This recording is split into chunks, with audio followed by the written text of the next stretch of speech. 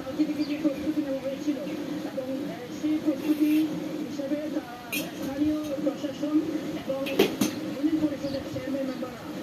সবাই মিলে কিন্তু তাদেরকে কালকে থেকে সতর্ক করেছে এবং